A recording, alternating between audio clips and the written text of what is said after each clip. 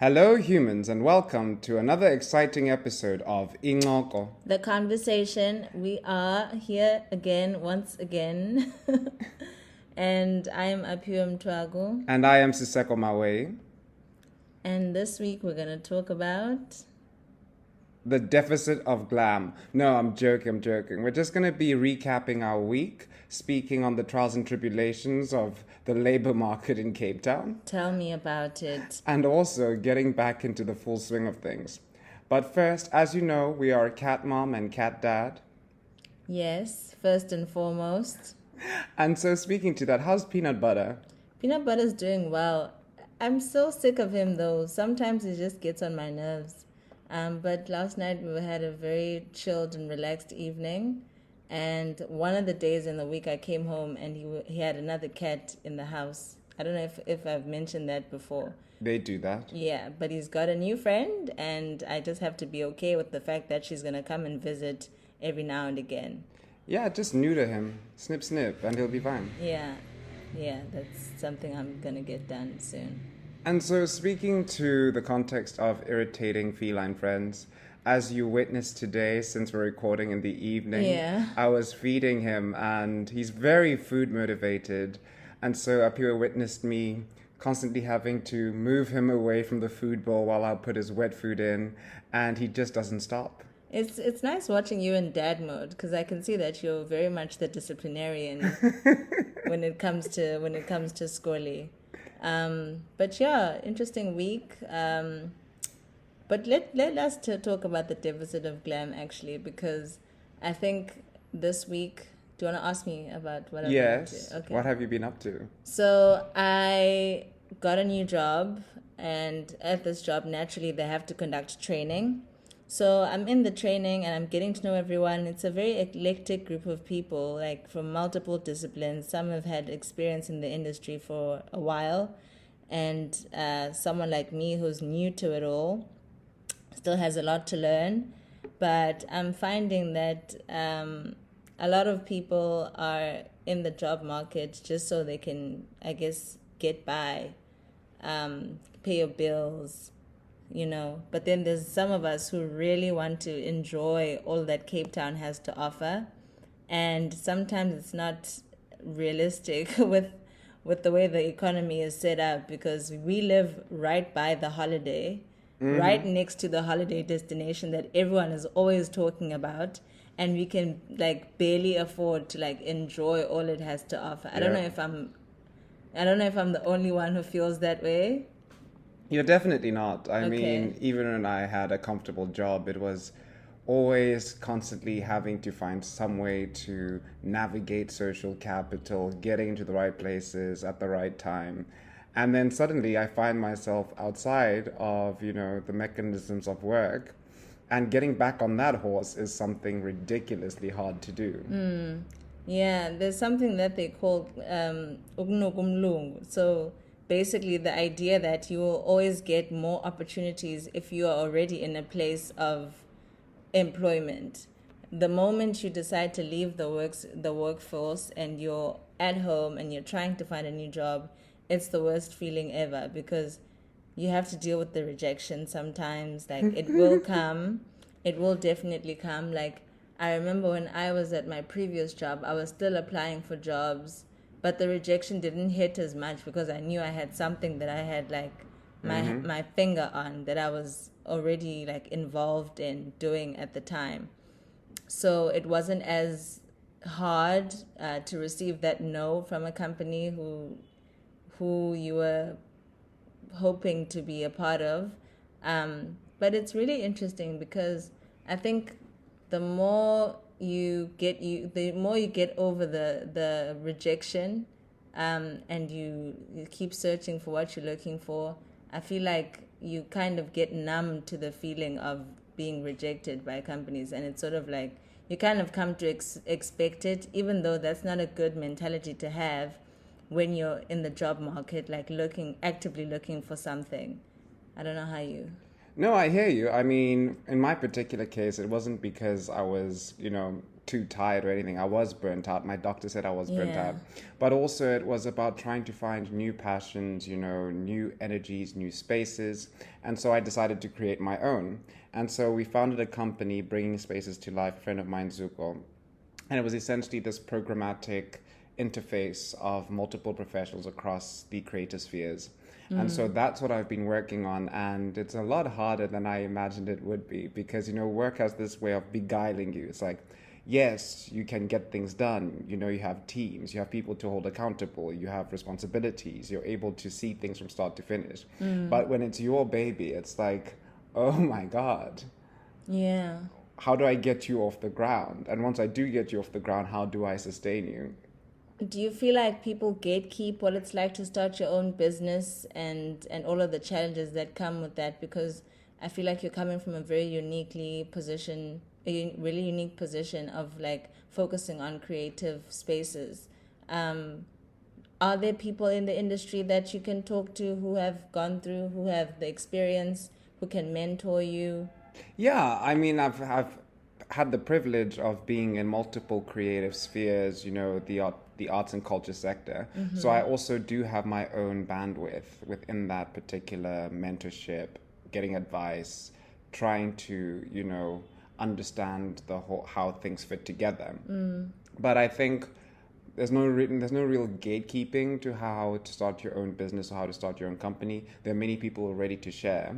Okay. But then I think for me, it's particularly the administration behind starting the company. I think, yeah, I think that's also what I was hoping you would touch on, just the admin of getting something started like from the ground up, as opposed to like putting yourself on the market for a job, like, and fulfilling specific duties for a specific person or client or individual or organization. Starting your own thing has its own beast. Yeah, I mean, you essentially have to go and log in and create your profile.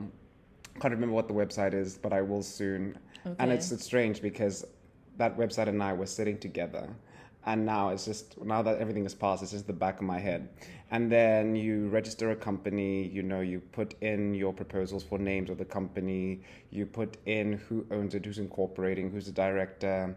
And essentially, once you pay a fee, your company can be registered. Oh, is this is it CIPC? KIPC, that's the one. Yeah. CIPC, yeah. Yeah, that's interesting. I think I've been on that wanting to start my own business train for a while, but then I quickly realized that I didn't really have the skills.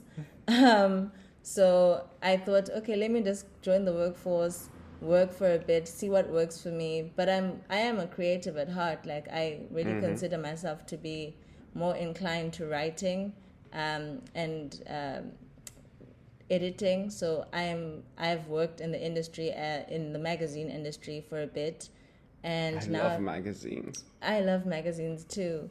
And working for them has kind of broadened my mind because I get to research like different topics and engage with different people and just be in a hub of knowledge with people around me who are also working towards like helping me refine my skills. So I've made a complete pivot and I've entered a space that I'm not really used to. And I'll just have to see how that goes. But I want to know more about what you've been up to. Well, I mean, outside of this podcast, hey podcast bro. Hey podcast bro. I've essentially also been looking at sites to apply for new work because I've realized that my baby cannot just sustain me. But also within that, I've approached some editors for the book that I've been writing. Okay. And many of them have come back with positive feedback. And they've been wanting to publish it, but I cannot afford those publishing fees, whether they're in pounds or dollars. This is or the stuff euros. they don't teach you about. This is Right? the stuff they don't tell you. The fees, the admin, the whole shebang. I have a friend who I was talking to her, and she was telling me that she's just finished, or she's in the process of completing her master's, and I've really been thinking about how do I say it? Furthering Yeah, furthering my studies. Yeah, I've been thinking about getting my honors and my masters and things such as that. And really, I know that at the moment, our former university that we went to was experiencing student strikes because of accommodation, exclusion, and all the issues that we had to deal with at the time as well. 10 years ago. 10 years Almost, ago, yeah. and it's still an issue, and it's still not being resolved. So one of the reasons that's actually, well, the primary reason as to why I haven't gotten a chance to further my studies is because I went to school and I ended up incurring a lot of debt. And as a result of that, when I went to register for my honors program that I had applied and gotten accepted for, I was told that I couldn't register until I settled my account. And it really broke my heart because I had to think to myself, okay, if I'm going to settle this debt, I need to have a job. And being stuck in the internship phase and entry-level positions, it was basically impossible for me to crawl out of that hole. But that was a few years ago. But now I'm approaching it from a different perspective. I'm like, okay, cool. I can gain experience in the work environment, in the labor market. I can use those funds to pay off my debt. Obviously, that's something that it's gonna have to happen. It's not gonna go away by itself. Close your eyes for 5 years. For 5 years, I'm telling you, like, just focus on just paying that off. And imfunda ikugelo, at any point in time, I can just go back, complete my studies, and yeah, like fulfill the things that I wanted to do in the first place when I embarked on this journey. It is a deeply personal journey, education, upskilling, becoming qualified, becoming anything really. It's its own journey. So yeah, I mean, as you know, I had a diverse or divergent path to you. Like, for example, studying, I don't know what it is about studying, but getting to the final year when I've already started applying the mechanisms of things, because I was also working full-time and studying full-time at every point in time. So I never got to really finish my studies in that regard, also because of financial means. Yeah. And it's interesting to think about how I got into these entry-level works, and then because I started early and because I had the experience and because I was young, I was able to move very quickly up the ranks. Okay. Up until the point that, you know, you get to be executive assistant or executive curatorial coordinator, all these very important sounding roles, but they have a tremendous amount of work behind them. They require a ridiculous amount of detail and just organization.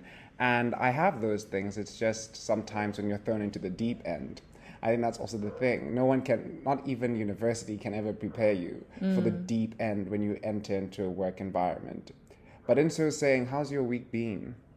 I've had an interesting week. I started at this, I didn't start, I did start. It's just, I think I haven't really found my feet yet, and I haven't developed the confidence for the role yet. Luckily, they have a rigorous training program that's 2 weeks long. So this was the very first week, and we got in there. They were teaching us about the product that we're going to be working with and the kinds of people that we're going to be dealing with and all of the processes. And I think when I enter a new space, I get nervous. And when I get nervous, I mask, I get chatty, I get, I'm basically like the class clown at this point. You're the funny one. I am the funny one. And I won't say I hate it. It kind of happens that I draw attention onto myself. And I just don't know how to deal with it after a while. So the week started, met everyone, met my trainer. He's actually a UWC grad, and he studied organizational psychology. So he's in a good place. That. He's in a very good place, because he also mentioned that he also started in the industry and he realized that it wasn't for him. He found it to be dull and completely uninteresting, boring. Yeah. Organizational psychology, you mean? No, when he started in the industry. Oh, okay. he said he started in the industry as in HR, yeah, an HR internship during COVID. So that was what, like 5 years ago? Yeah. 5-6 years ago. Yeah. Yeah. And then he got retrenched. So then afterwards, he got a job at a call center, and then he saw that it wasn't for him. So I think by starting and realizing that it wasn't really what he was looking for, he moved up the ranks and became, well, now he's a trainer. So it's not really far from what he studied, but it's also, I think when you think about it, like, you need to seize every opportunity that comes. I know you didn't start working as a curator or as an assistant or an executive assistant. I started off like working part-time as well when I was in varsity. Yeah. And I thought I knew it all. I thought I had it down to a T. I thought, okay, I know how to handle my own money. The joys of youth. I know how to handle my own money. I know how to build a CV. I know how to like sell my skills. But once it's all you've got, once you really have to be the person that's in charge of paying your own bills and keeping yourself alive, like, the stakes are definitely high. The stakes are definitely much higher. Yeah. I mean, even having the fortune of being a house owner before 30, a home owner before 30, it's like this thing that people congratulate you for. And then sometimes you question, congratulating me for what? For the purposes of, paying taxes? Because I always say this, rates and taxes are a reminder that you do not own fully the property that you own. Like, I'm joking. I mean, it sounds a lot more dramatic than it really is, but also it is that constant reminder. Also the fact that houses need to be maintained, there's renovations. Yeah. There's electricity, there's other bills. Having a house, like owning a house, like ownership is actually a lot of anything. A vehicle, land, property. There's a lot that goes into maintaining that. And I think that's all. It also opens up another topic, like, most of the people who own property are not people in their 20s. It's our parents, really. People who are our parents' age, who got like value for their money. We can't even dream of owning a property. Like, I don't know how it would happen, but like, most people think about getting a car, getting a house, and I'm not sure if the money that we are being paid is sufficient to make those things possible. Most of the young people that I know who are young professionals are renting. Of course, and I mean, that's just sadly the reality of Cape Town as prices go up. Or maybe it's not just Cape Town, maybe it's just all over the world. Because also, But Cape Town is really, really bad. Yeah. Like, have you seen, oh my goodness, have you seen like the prices for rent? Like 9,000, 12,000 rand for like a studio apartment? A building, like an apartment building, will have like however many units, and most of them the lights are not even on because no one is able to pay that amount of money, except for people who are like, I don't know, digital nomads, maybe people who use those properties as Airbnb properties, like as a business. So, I mean, it makes sense. Like, it's a lucrative business to be in when done right. But for the people who actually live and work in Cape Town, it's absolutely ridiculous. I don't even know. The last time when I was a student, is the last time I rented an apartment or rented at all in Cape Town. Yeah. And I think the most I've ever paid in rent is like 4,000 rand. And that was like house sharing. And I think for me particularly, it's strange. It's not the fact that I didn't have the ambition, but I never dreamed that I would own a house. I never dreamed that I would own a car, simply because of how life moved.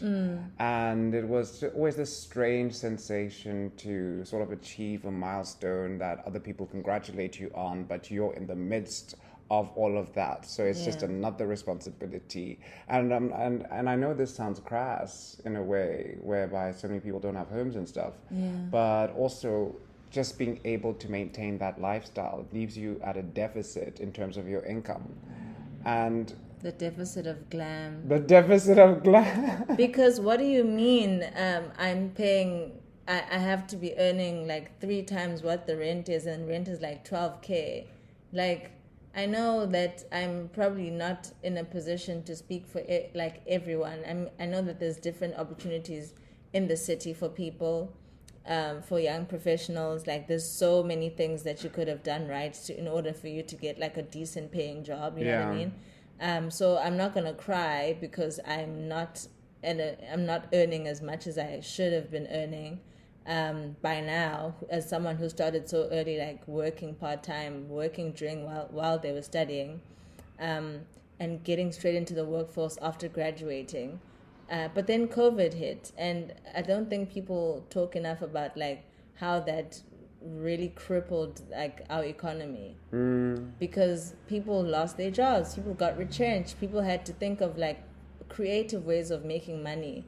Content creation is one of the ways that people were like, okay, I can definitely like get sponsorships and things like that through content creation. I don't know how other people did it, but when COVID happened and I was working, my contract was not renewed, so it really affected me, and I didn't handle it well at all.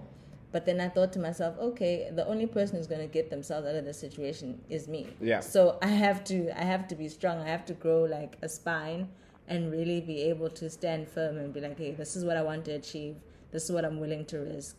But as I've already mentioned, like one thing that's held me back is this debilitating debt that I owe. And yeah, like I don't think I've spoken much about that, like even with you. Yeah, no, you haven't. Yeah. No, you haven't. And I'm just thinking of all these debilitating things, and for some strange reason, this thought popped into my head. Seko, you have never been fired.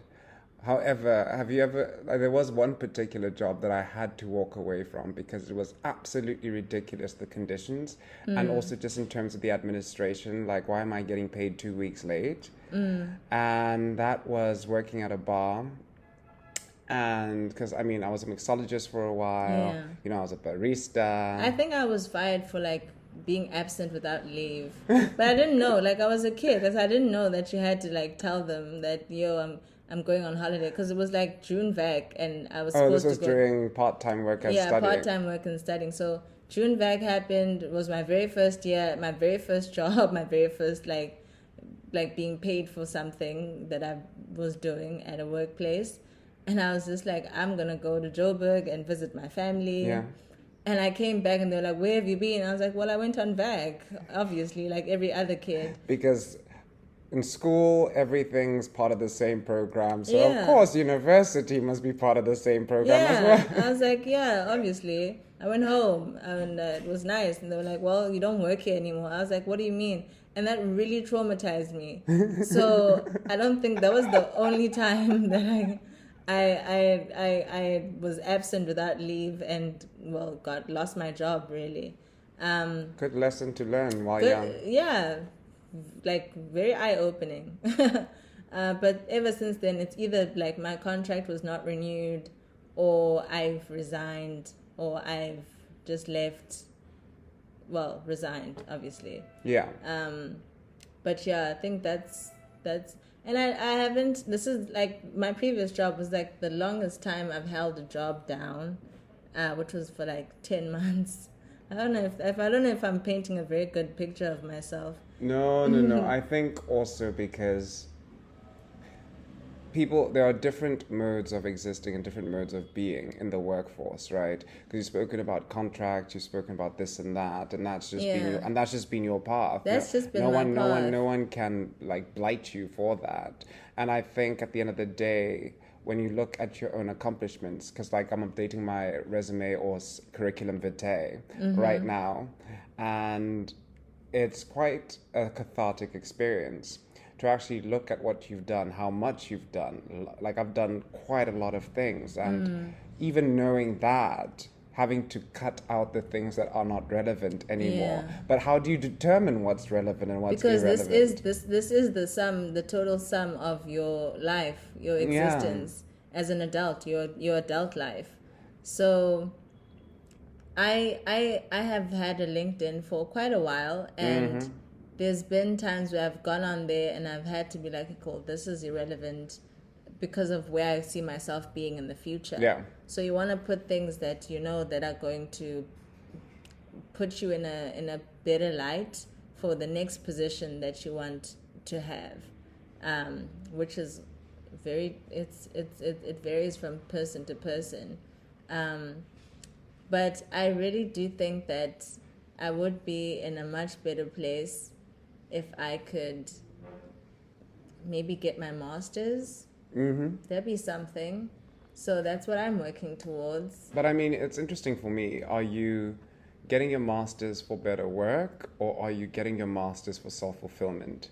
I think it's both. Okay. I think it's both. It's definitely something I do feel like I have the capacity. I can challenge myself to get to that point in my studies, and better work definitely, because I think I would kill it as a university professor.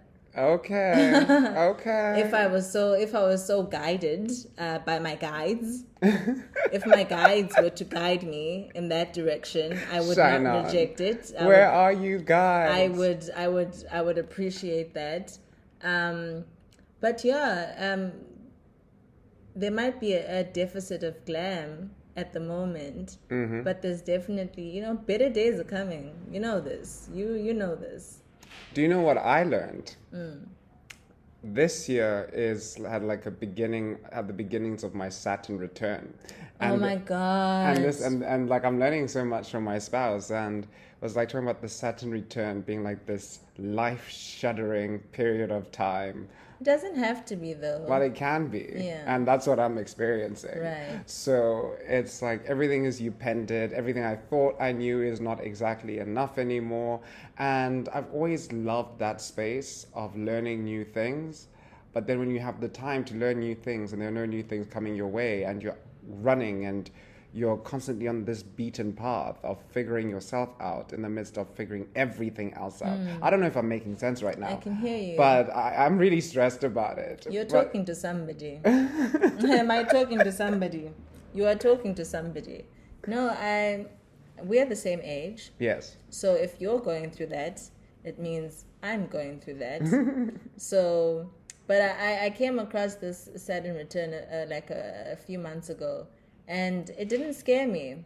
For some reason, I was like, oh, if this is what it means, then definitely I'm excited to experience it. Yeah. I am excited to see what my life is like after this weird tower moment. Tower. Oh, the tower has come up in many a reading. But for some strange reason, I always get like the lovers or the what is it, Hierophant? The Hierophant. The Hierophant, yes. Or the Hermit. Yeah. So for some strange reason, these three keep coming up, and I'm like, so I am in love, but I'm a traditionalist, but also I'm alone. So, I mean, it's not necessarily those meanings specifically, but it's just interesting that there's this sort of indication of introspection, and I'm just like, introspection is important, yes, but can my external reality also begin to warp itself into a semblance of sense? Like, can I manifest the reality that I desire exactly already? Right. Already. Oh, this has been brilliant. I've had a good time. Like, this has been great. I've had a good time. I feel a lot better. I feel like I come to you, we record, and we talk about things, and I get to purge. Purge. I get to purge because it has been a very interesting week. I think being the new kid, well, we're all the new kids basically in this program that we're a part of. But it's really got me thinking, because these people are meeting me for the first time, and I've made so many changes to my life recently, as you know. Yes. And presenting to the world for the first time as that person has been very interesting. And it's going to get more interesting. I mean, as life changes, thinking about what my 30s are going to look like, that's a whole other ball game. We should talk about that next. Oh, what life looks like in 30s. Join us on our next episode when we talk about what we project to be our 30s, what we think they're going to look like. And so, humans, on that point, thank you for joining us for Incoko. The conversation. And Tseko, Apiwe. we'll see you next week. Bye.